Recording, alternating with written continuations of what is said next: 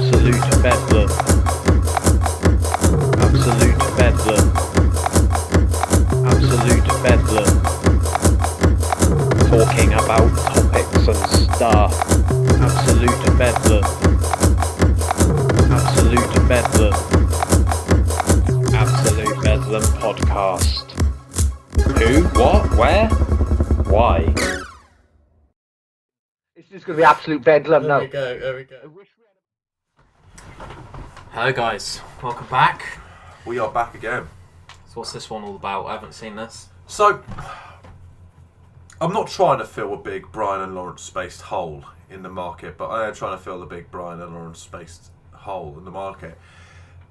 We're here for another reaction video on ABP, but we're going to take a bit of a serious turn here, guys, to talk about something, maybe from my perspective, I've got some very controversial views on politics. Nothing bad, guys, don't worry, I'm not some kind of fucking lunatic. But Ben didn't know I was going to do this today, but as it's been everywhere on the news, impossible to avoid, not entertainment based, but something we need to talk about. Current affairs. Current affairs. This is ABP at 10.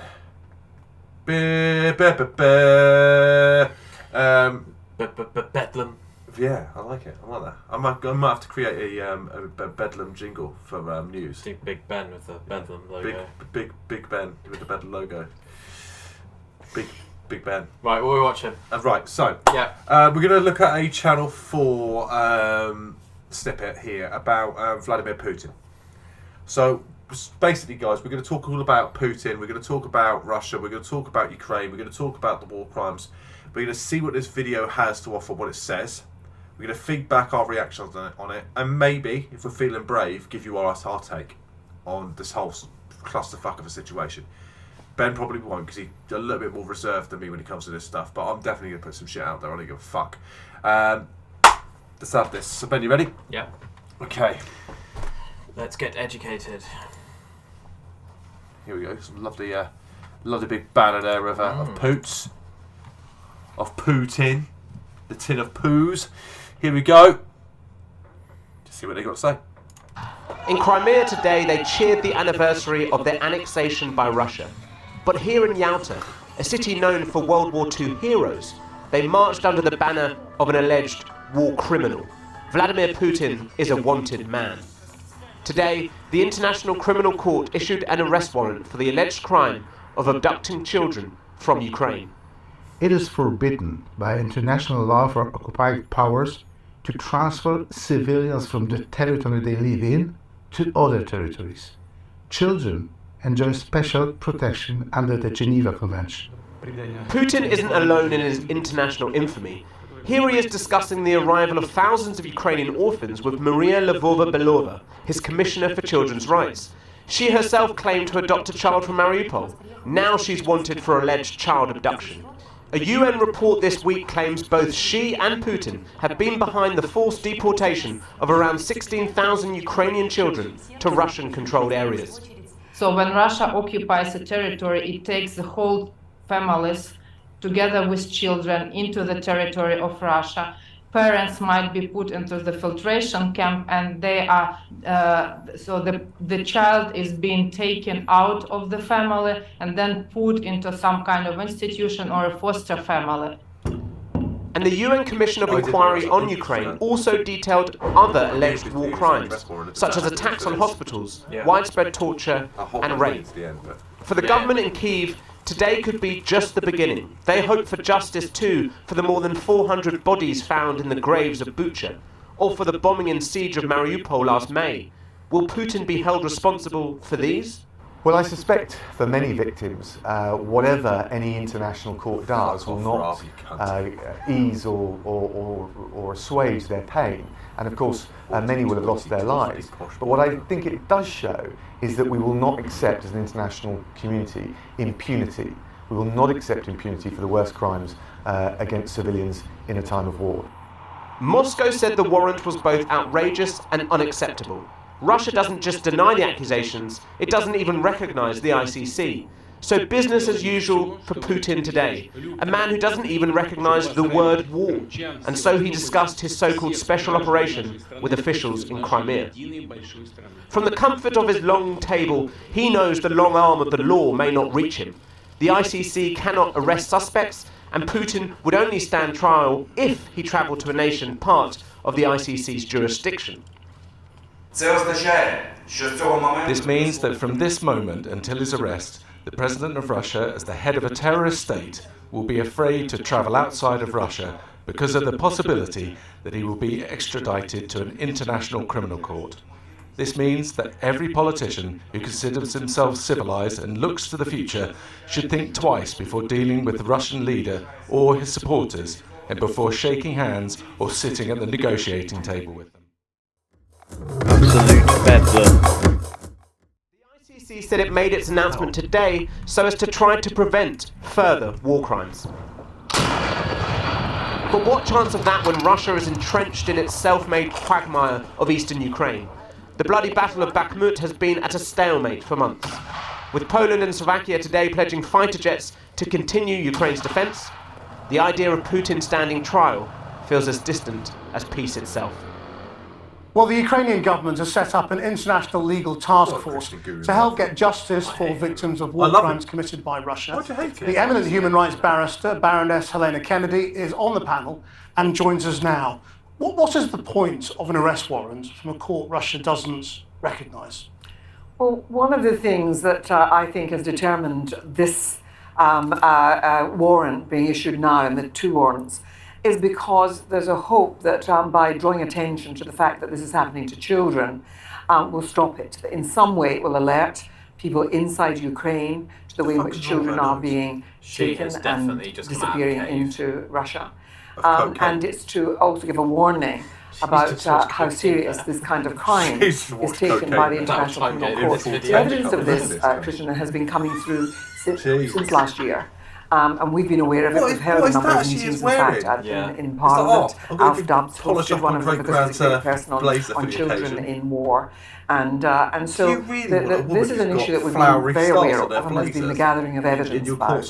And the institute that I run at the International Bar Association has been involved in taking evidence and has been out to Poland and been out to Lviv. And we've met with people and we've given that evidence to the UN. But all I can say is that the reason for putting out these warrants now is to seek to alert attention, both in Russia and in Ukraine, to what is happening with children. I mean, just on the children, I mean, do people know their identities? I mean, because Russia says, you know, it's taking orphans, it's helping its own children, effectively. Yes. I mean, it's been presented in Russia as being a humanitarian operation, that they're bringing children into safety. I mean, I know about the children, a whole set of children from Mariupol. The bombardment of Mariupol, everyone will remember, was absolutely horrifying. People were underground and in hiding, and they basically bombed it into submission, and many, many people were killed, and we don't yet know the exact numbers. But children in some serious numbers were taken from there, and they were transported into Russia. Now, as you've heard, those children have been taken into children's homes. No, I'm not having that. Orphanages. No. I'm going to have to pause the video. I've got comments now. You do know that I've held back. I'll explain why I don't like that guy as well. Yeah, I've held back for the entirety of this video from giving my opinion or talking, but I can't fucking hold back anymore. That's deflection technique. She did not answer the question. She did not explain why it's a crime, what they're doing. She didn't counteract what Russia's version of events are when they're saying there's a humanitarian activity. Yeah. Now, I don't know if Putin is child trafficking or not.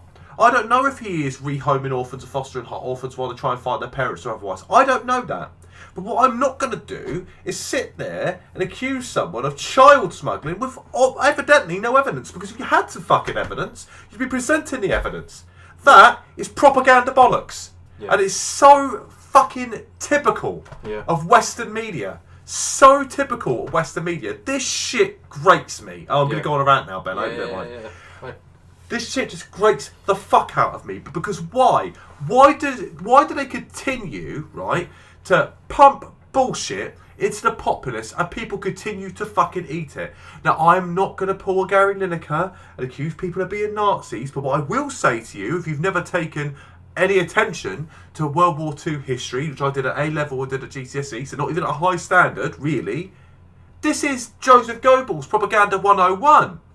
You just convince people, you separate people into divisions. So while they're fighting each other, they can't pay attention to the real bullshit going on. This is another example of that. I am not saying that Russia trying to annex Ukraine is a good thing. It's not. I'm also not saying, right, that the Western media's proposition for Russia's reason for annexing Ukraine is correct. Because I don't think that is as well. I won't give my opinions on that because it's a bit of a tinfoil hat kind of position to some people. But, you know, I've read a lot of things that counteract the claims that a lot of the Western world and mass media put in that position. But you go find that for yourselves, guys. I'm not going to tell you what I think or what I've seen. Go find that information out for yourself. But what I would say is this. Don't claim to be a unbiased news source outlet. Yeah.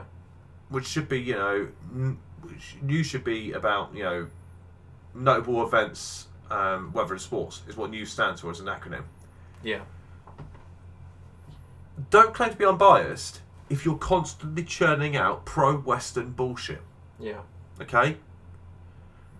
Now, I'm not Putin's biggest fan. I'm not his worst fan either.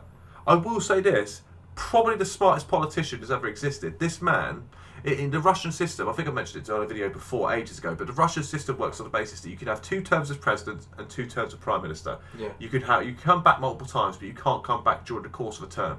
So Putin has switched continuously through his career. His career, basically, Yeah. between those 2 roles. So people aren't really aware of that. But he hasn't just been the president of Russia or the prime minister of Russia the whole time. He's floated between those 2 roles and he positions people around him. It's a Stalinist approach. Because Stalin was never the leader of Russia as such, or the USSR as it was at the time. Stalin was the general secretary, which means he was in charge of hiring and firing, which means he just hire his mates who just give him all the power. It's quite a clever political manoeuvre. But to issue an arrest warrant for someone on international war crimes and child trafficking with very little sustenance, and I'm not being funny, they might have evidence, but that is of public interest. And if you're not sharing that in the public interest, you said you're putting out a rhetoric that you're not backing up. I'm sorry. It's lazy journalism. It's even lazier judiciary. It's fucking ridiculous. Absolutely ridiculous. And it pisses me off. So I've got 2 things. The reason I don't like him as a reporter, whatever his name is, Krishnan Guru Murphy. That one. Is because he interviewed Robert Downey Jr. Oh, I've seen that. For the Avengers film. I think it was Age of Ultron. And this guy just wanted to know all about Robert Downey Jr.'s dad's drug addiction. No, it was Robert Downey Jr.'s drug addiction. Was it? Okay. Because they were talking about his dad at one point, and Robert Downey Jr. was like, "Are we here to promote a film?" And it just kind of kept going and going. And I think he recently did it to someone else as well, and it's just a bit stupid. I've seen that, and it was bad. But I think the reason I like him is actually for the same thing. Weirdly, he's a very aggressive interviewer. Yeah. In the sense that if people try to evade his line of questioning, for the most part, he's quite aggressive and tactile in terms of hitting that. But probably more on a leftist route than Piers Morgan is. But if that same cuff, it's kind of polarising. It's why I quite like Piers Morgan. He's really, really polarising in that sense. Again, I don't agree with half what Piers Morgan says. I think he talks a lot of bollocks, but he's polarising. He's engaging. I'd like to see that from an interviewer.